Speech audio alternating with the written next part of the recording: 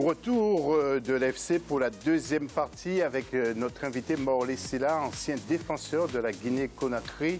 Morley, c'était dans l'axe, hein, vous jouez à l'époque. J'étais libéraux. Libéraux. Tu ne pouvais pas passer avec moi. Espèce de Maurice Trésor, c'était presque Maurice affirmatif, Trésor. ouais. Affirmatif. On m'appelait même ministre de la Défense. Ça n'existe plus, les libéraux. Hein. Bruno Aoyo est toujours avec nous et bien sûr Noureddine Sali. Pour la question de l'FC, la FIFA a-t-elle raison de sélectionner 48 équipes pour le mondial de 2026? Nous aurons des réactions de spécialistes, d'un agent et puis d'un ancien grand footballeur que vous allez voir sous nos antennes dans quelques instants et puis bien sûr du plateau. Coupe du monde 2026, donc avec 48 clubs, c'est une chance pour le continent. Après ce jingle, nous allons développer.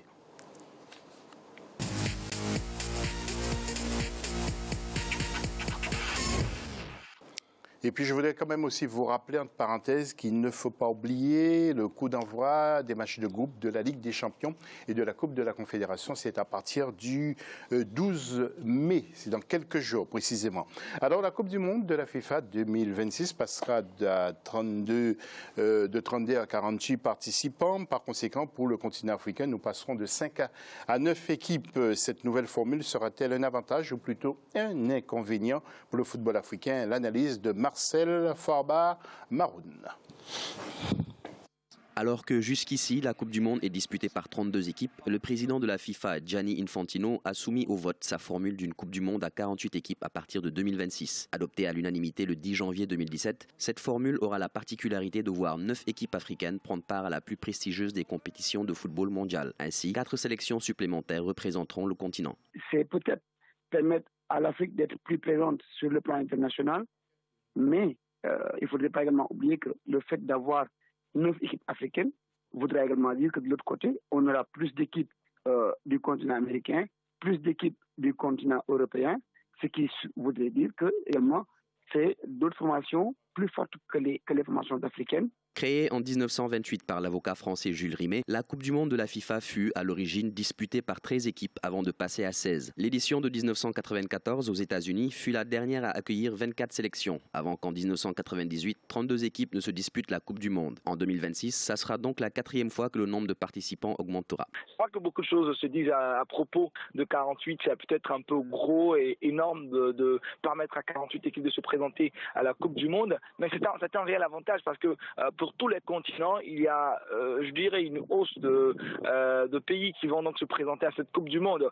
Les gens peut-être pensent qu'il y aura un problème d'organisation et bien d'autres choses encore de subventions, mais je crois que tout a été bien étudié. Jusqu'en 1982, le continent africain n'avait qu'un seul représentant à la Coupe du Monde sur 16 participants. En 1994, la Coupe du Monde qui se déroule aux États-Unis accueille 3 formations africaines sur 24 participants. En 1998, 5 équipes africaines prennent part au mondial, alors que 32 équipes participent désormais aux phases finales.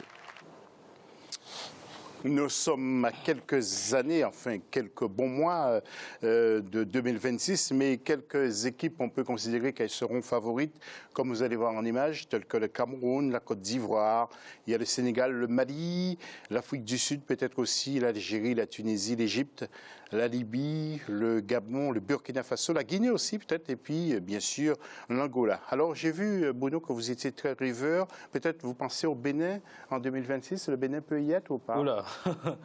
Ça va être compliqué. Bon, après, c'est vrai qu'on aura plus d'équipes. Donc, on a pour l'Afrique, donc peut-être ça peut aider. Mais moi, je suis absolument pas contre. Moi, je pense qu'il faut ouvrir. Non, mais comment voyez-vous justement l'évolution de ce football béninois? J'ai l'impression que. Ah, pour le football béninois. Ça va beaucoup. Voilà, il y a du travail. Moi, j'ai pas l'impression que ce soit la priorité là-bas. Il y a beaucoup de difficultés au niveau de la fédération pour s'entendre sur les projets à mettre en place. Voilà, nous, quand on a travaillé au Bénin, c'est simple. On a réussi à faire des exploits, à battre beaucoup d'équipes. En 2004, on se qualifie, on bat la Zambie, qui était une référence, qui était beaucoup plus fort que nous. On les élimine franchement assez facilement et on se qualifie pour notre première CAN en 2004. Les années d'après aussi, on se qualifie avec brio, j'ai envie de dire. On fait de bonnes performances, mais voilà, c'est du travail. Là, on a un réservoir aussi. Nous aussi, on commence à avoir des binationaux, mais voilà, il faut payer il faut s'occuper des joueurs, il faut prendre soin d'eux quand ils viennent en sélection, qu'ils ne soient pas livrés à eux-mêmes. C'est toujours les mêmes débats. La Guinée a changé d'entraîneur, donc vous avez maintenant un local, je crois. Effectivement. Ouais. Donc Lucio Hernandez n'a pas fait l'affaire. Bien sûr, il fallait rappeler un autre garçon. Est-ce que vous savez qu'il a la stature pour mener à bien la Guinée jusqu'à la CAN d'abord et aussi jusqu'à la Coupe du Monde déjà de 2018, ensuite au-delà? Bon, moi, vous savez, j'ai assisté à 2 matchs de la Guinée. Oui, comment avez-vous trouvé ça? Et contre le Gabon et comment on appelle ça, le Cameroun, on a gagné 2-1. On a fait 2-2 contre, je pense, on a fait 2-2 contre le Gabon. Et j'ai discuté avec l'entraîneur. Moi, je pense que c'est pas l'entraîneur qui joue au football. Hein.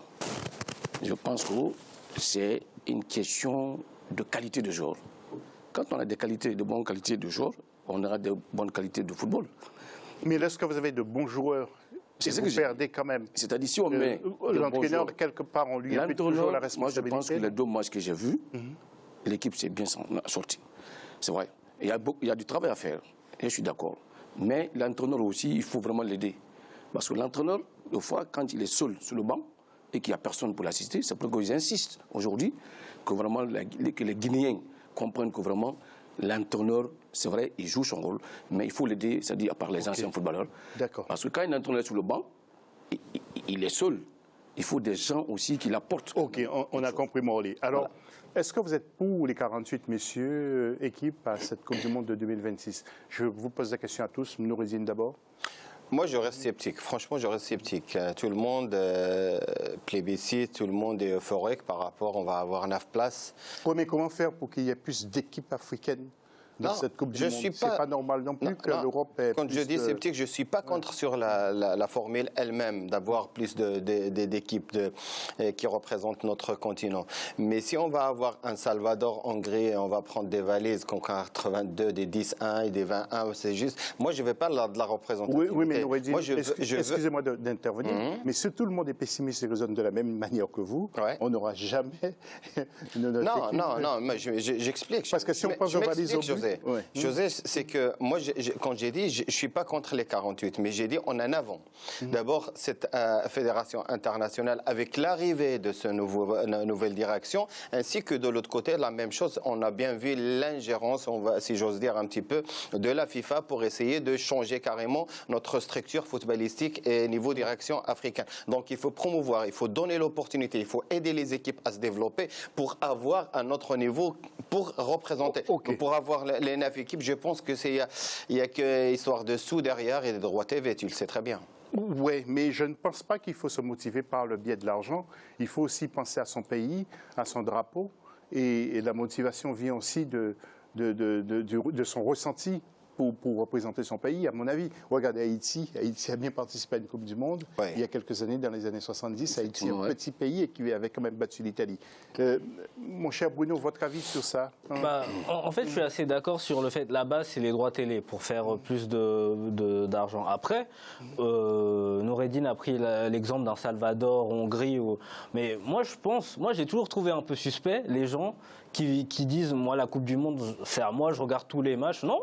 À partir du moment où il y a 48 équipes, il faut choisir, si vous n'aimez pas telle ou telle équipe, vous choisissez vos matchs et vous faites autre chose de votre temps. On n'est pas obligé, parce que c'est la Coupe du Monde, de tout voir. On n'est pas obligé d'avoir que des matchs de qualité. Et en plus, moi je pense que ça va permettre à toutes ces équipes-là, si certaines, parce qu'il y a 48 équipes, commencent à se qualifier régulièrement, ça va leur permettre de progresser, d'avoir plus de moyens, parce que quand vous allez à la Coupe du Monde, vous gagnez aussi de l'argent, c'est pas juste de la représentativité.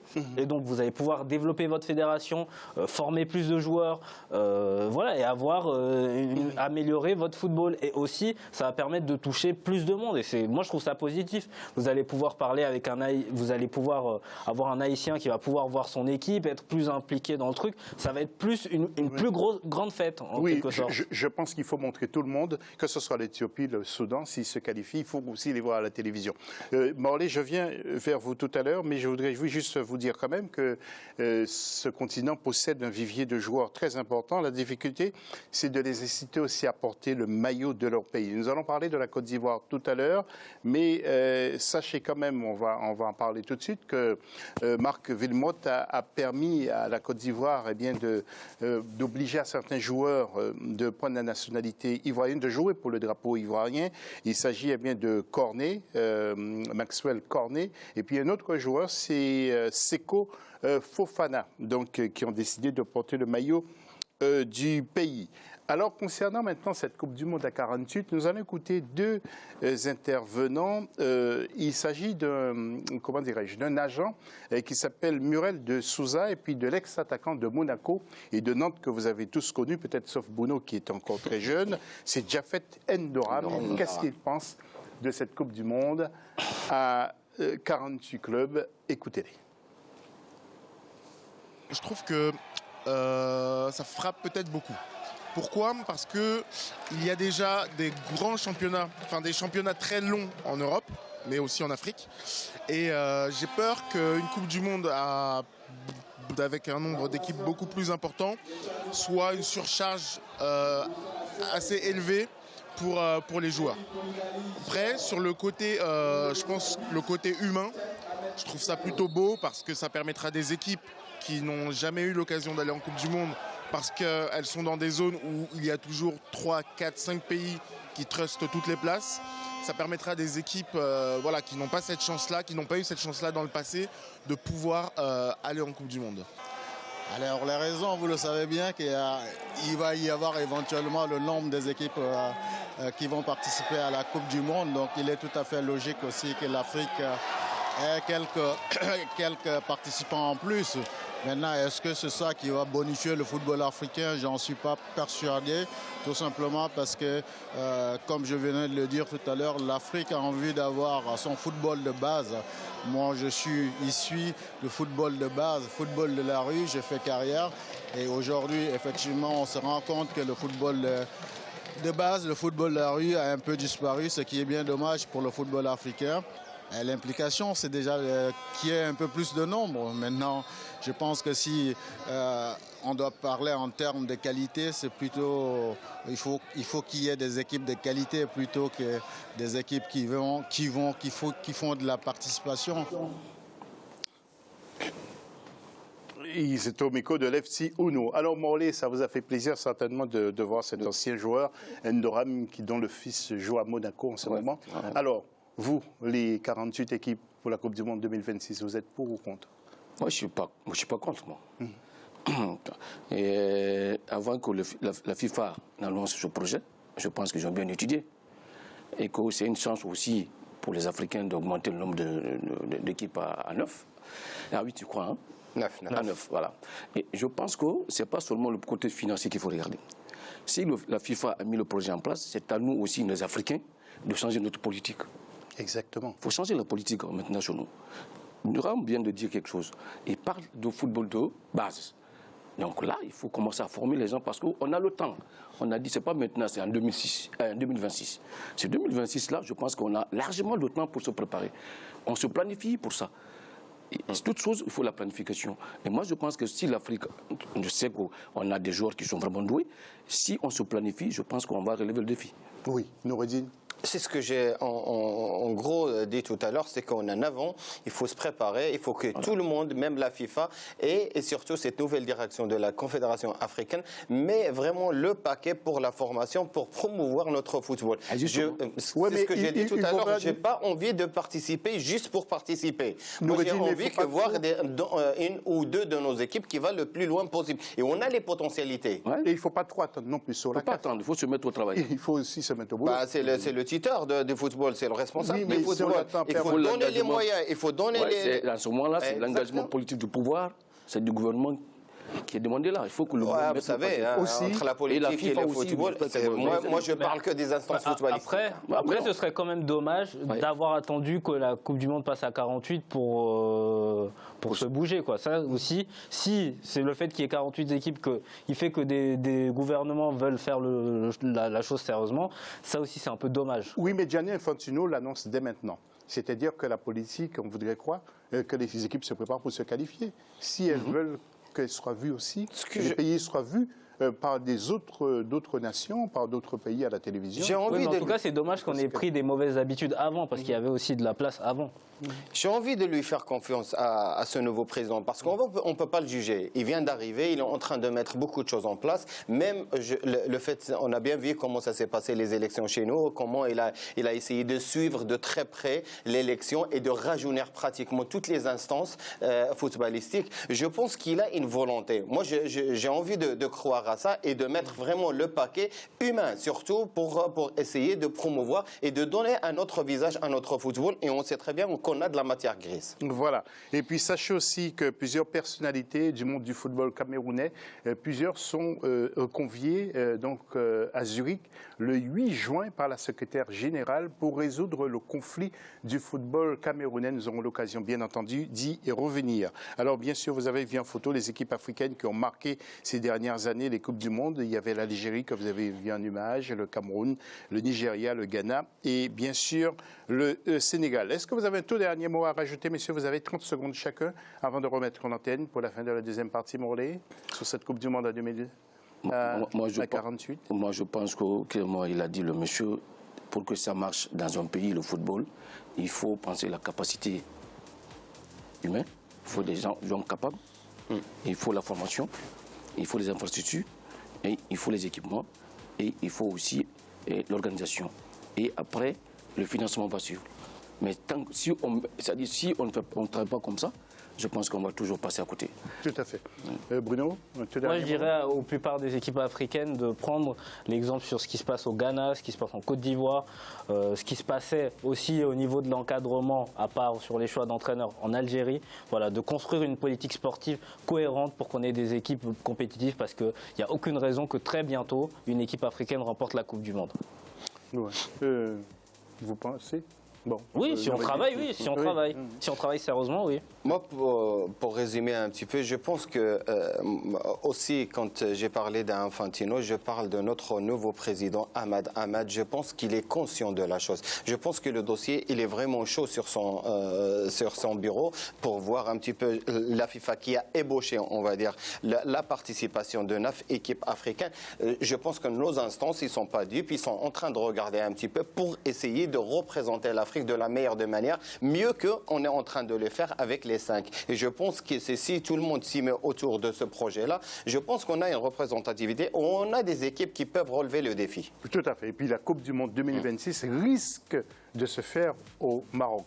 Inutile de vous dire que Noureddine sera du voyage. On se retrouve tout à l'heure pour la troisième et dernière partie de cette émission. À tout de suite.